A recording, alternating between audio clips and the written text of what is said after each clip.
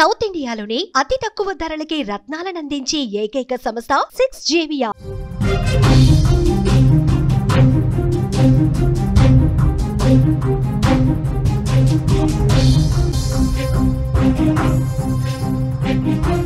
కత్తి పట్టిన వాడు కత్తికే బలవుతాడు అన్నది ధర్మవరంలో జరిగిన హత్యను చూస్తే ఒక ఉదాహరణగా కనిపిస్తోంది. అచ్చం మూవీలో కనిపించే గ్యాంగ్ వార్ తరహా ఘటనలు ఇప్పుడు మన కళ్ళ ముందే జరుగుతున్నాయి. ఆంధ్రప్రదేశ్లోని ధర్మవరం పట్టణంలో పట్టపగలే ఒక దారుణం జరిగింది. ఒక రౌడీ షీటర్ను అతి కిరాతకంగా నరికి చంపారు ప్రత్యర్థులు. ఈ హత్య అంతా కూడా రోడ్డు మీద అందరూ చూస్తుండగా పట్టపగలు దారుణంగా చంపేశారు. తీవ్ర సంచలనం రేపింది ఈ ఘటన. చనిపోయిన వ్యక్తి ఆటో డ్రైవర్గా జీవనం సాగిస్తూనే పలు నేరాలకు పాల్పడిన లోకేంద్రగా పోలీసులు గుర్తించారు. నిన్న మధ్యాహ్నం లోకేంద్ర తన బైక్ పై మరో వ్యక్తితో కలిసి ధర్మవరంలోని రామ్నగర్కి వెళ్తున్నాడు. సరిగ్గా అదే సమయంలో ఎదురుగా వచ్చినటువంటి ప్రత్యర్థులు కారుతో లోకేంద్ర బైక్ను బలంగా ఢీకొట్టారు. స్క్రీన్ మీద విజువల్స్లో కూడా మీరు చూస్తూ ఉన్నారు. బైక్తో లోకేంద్ర ఒక పక్కకి ఆగున్న సమయంలో ఒక్కసారిగా వెనక నుంచి వచ్చినటువంటి ఒక కారు ఆ బైక్ను గుద్దడంతో ఒక్కసారిగా కింద పడిపోయారు. ఈ ప్రమాదంతో బైక్తో పాటు లోకేంద్ర స్నేహితుడు కింద పడి గాయాల పాలయ్యారు. లోకేంద్ర కింద పడిన వెంటనే కారులో నుంచి దిగిన బాలకృష్ణారెడ్డి, ఇలియాస్ అనే ఇద్దరు వ్యక్తులు అతడి మీద వేట కొడవళ్లతో విచక్షణ రహితంగా దాడికి పాల్పడ్డ పరిస్థితుంది. విజువల్స్లో ఒక్కసారి చూడండి. కారుతో ఢీ కొట్టిన తర్వాత వెంటనే వేట కొడవళ్ళు చేత పట్టుకుని కారులోంచి దిగి ఏ విధంగా లోకేంద్ర వైపు దూసుకొస్తున్నారో మనం స్క్రీన్ మీద చూస్తూ ఉన్నాం. లోకేంద్ర దగ్గరకు వచ్చి ఆ వేట కొడవళ్లతో ముందుగా తల భాగంలో నరికారు. ఆ తర్వాత ఒంటి మీద విచక్షణ రహితంగా నరికి చంపినటువంటి పరిస్థితుంది. శరీరంపై పలు చోట్ల వేటు వేసి చంపేశారు. ఈ ఘటన చూస్తున్నటువంటి అక్కడి స్థానికులు, అక్కడ రోడ్ల మీద వెళ్లే వాళ్ళు ఒక్కసారిగా భయాందోళనకు గురయ్యారు, షాక్ అయిపోయారు. ఈ ఘటన మొత్తం పక్కనే ఉన్న ఓ దుకాణంలో ఉన్న సీసీ కెమెరాలో రికార్డ్ అయింది. ఆ రికార్డ్ అయిన దృశ్యాలు మీరు స్క్రీన్ మీద చూస్తున్నారు. ఈ దారుణ హత్య జరిగిన విధానాన్ని మీకు పూర్తిగా చూపించలేకపోతున్నాం. ఎందుకంటే ఇది యూట్యూబ్ గైడ్లైన్స్కి వ్యతిరేకంగా ఉంటుంది కాబట్టి పూర్తిగా ఆ నరికి చంపేది ప్లే చేయకూడదు కాబట్టి మీకు చూపించలేకపోతున్నాం. వేట కొడవళ్లతో అత్యంత సమీపంగా వస్తున్నటువంటి ఆ విజువల్ మాత్రమే మీకు స్క్రీన్ మీద కనిపిస్తుంది.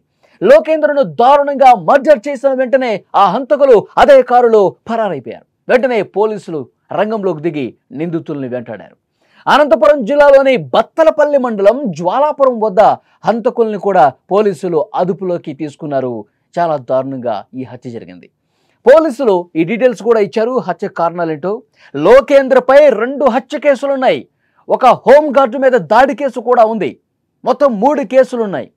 గత ఏడాది ఏప్రిల్లో ధర్మవరానికి చెందిన ఒక డ్రైవర్ శ్రీనివాసులు రెడ్డిని కేవలం 10 రూపాయల ఛార్జీ విషయంలో, మళ్ళీ చెప్తున్నాను, కేవలం 10 రూపాయల ఛార్జీ విషయంలో లోకేంద్ర ఆ డ్రైవర్ని హత్య చేశాడు దారుణంగా. అంతేకాదు ఈ ఏడాది మార్చిలో అక్కమ్మ అనే మహిళను ఆటోలో తీసుకెళ్లి ఆమె గొంతు కోసి చంపేశాడు. అంత దుర్మార్గుడు ఈ రౌడీ షీటర్. 2019లో హోంగార్డు నాగభూషణం మీద కూడా బీరు సీసాతో విచక్షణ రహితంగా దాడి చేశాడు. అతను తీవ్ర గాయాల పాలైన పరిస్థితుంది. ఈ కేసులన్నీ చూస్తుంటే లోకేంద్ర ఎంతటి కిరాతకుడో, ఎంత దుర్మార్గుడో, ఎంతటి రౌడీ షీటర్ అన్నది కూడా అక్కడ స్థానికులకు అర్థమవుతుంది. అతని మీద ఉన్నటువంటి కేసుల దృష్ట్యా తండ్రి హత్యకు ప్రతీకారంగానే శ్రీనివాసరెడ్డిని చంపినటువంటి కారణంగా శ్రీనివాసరెడ్డి కుమారుడు బాలకృష్ణారెడ్డి కక్ష తీర్చుకోవాలనుకున్నాడు, పగ తీర్చుకోవాలనుకున్నాడు. నా తండ్రిని దారుణంగా చంపేశాడు కదా, వీడు కూడా చావాలని ఒక పథక రచన చేశాడు. ఇలియాస్ అనే ఒక స్నేహితుడిని వెంటబట్టుకుని వెళ్ళాడు బాలకృష్ణారెడ్డి. తర్వాత పోలీసులు అక్కడ ఈ విషయం మొత్తం కూడా చెప్పారు. పగ పెంచుకుని తన తండ్రిని చంపినటువంటి కారణంగానే ఈ విధంగా హత్య చేశాడని చెప్పి పోలీసులు కూడా చెప్పారు. ఒక పథకం ప్రకారం లోకేంద్రని నరికి చంపారు. ఘటనా స్థలానికి చేరుకున్న పోలీసులు లోకేంద్ర మృతదేహాన్ని పోస్టుమార్టం నిమిత్తం ధర్మవరం ప్రభుత్వ ఆసుపత్రికి తరలించారు. నిందితుల నుంచి పోలీసులు వేట కొడవళ్లు, కారు కూడా స్వాధీనం చేసుకున్నారు. కారు డ్రైవర్తో పాటు అందులో ఉన్న మరొక వ్యక్తి ఎవరు అనే దానికి సంబంధించి పోలీసులు దర్యాప్తు చేస్తున్నారు. Dharmavaram total limits railway station దగ్గర మర్డర్ జరిగిందని రాబడిన సమాచారం మేరకు ఇమీడియట్ గా సీన్ లోకి వచ్చి చూడగా ఇక్కడ టూ టౌన్ లిమిట్స్ ఉన్నటువంటి ఒక లోకేంద్ర అనే వ్యక్తి చనిపోవడం జరిగింది. భావానికి మొత్తం అంతా నరికి చంపడం జరిగింది. సో ఈ విషయం మీద ఇమీడియట్ గా కంప్లైంట్ తీసుకొని దర్యాప్తు చేపట్టి వివరాలు తర్వాత తెలియజేస్తాము. ప్రస్తుతానికి ఇంకా వివరాలు తెలియవండి. Thank you. ఇతని మీద కేసులు ఉన్నాయండి, వెరిఫై చేస్తాం. కేసులు అయితే ఉన్నాయి, కొంచెం రౌడీ ఎలిమెంట్ తిరుగుతుంటారు అనేది ఒకసారి వెరిఫై చేసి అని క్లుప్తంగా మళ్ళీ తెలియజేస్తాం. దీన్ని బట్టి అర్థమవుతుంది, కత్తి పట్టిన వాడు కత్తికే బలైతాడు. దుర్మార్గాలు చేసిన వాడు మళ్ళీ అదే దుర్మార్గానికి బలైపోయే పరిస్థితి ఉంటుంది అని చెప్పి చాలా స్పష్టంగా ఈ ఘటన రుజువు చేస్తుంది. కేవలం 10 రూపాయల ఛార్జీ కోసం గొడవ పడి శ్రీనివాసులు రెడ్డిని చాలా దారుణంగా చంపాడు. ఇంకొక మహిళను కూడా ఆటోలు తీసుకెళ్లి గొంతు కోసి చంపాడు. అన్ని రౌడీ షీటు చేసినటువంటి పరిస్థితి ఉంది. రౌడీ షీటర్గా మారిపోయి అనేక దుర్మార్గాలు చేసిన పరిస్థితి ఉంది.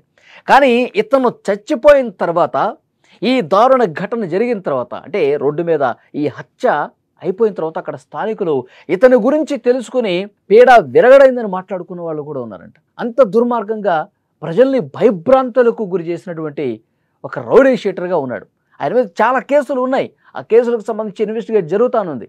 అయితే ఇక్కడ ఈ ఘటన జరిగినటువంటి సందర్భంలో వీడు ఎంత దుర్మార్గంగా ప్రవర్తించాడో ఒకసారి మా ఊళ్ళో కూడా కొన్ని గొడవలు చేశాడు, మా పిల్లలను కూడా కొట్టాడు, ఇలా మాట్లాడుకుంటూ ఉన్నారు. అంటే వీడి నేర చరిత్ర ఏ విధంగా ఉందో అర్థమవుతోంది. అంటే ఇప్పుడు ఇక్కడ హత్య చేశారు, వాళ్ళు మనం సపోర్ట్ చేయొద్దు, అది కూడా తప్పే. చట్టాన్ని చేతిలో తీసుకుని ఈ విధంగా దుర్మార్గంగా ప్రవర్తించడం కూడా కరెక్ట్ కాదు. ఏదైనా సరే, ఏదైనా ఇబ్బందికర పరిస్థితులు ఉంటే న్యాయపరంగా, చట్టపరంగా మనం శిక్ష పడాలని కోరుకోవాలి. అంతేగాని ఈ విధంగా విచక్షణ రహితంగా రోడ్ల మీద దాడులు చేసే పరిస్థితి రాకూడదు. కానీ అతనికి ఆ పరిస్థితి ఎందుకు వచ్చింది? అంతకుముందు అంత దారుణంగా అతడు ప్రవర్తించాడు కాబట్టే.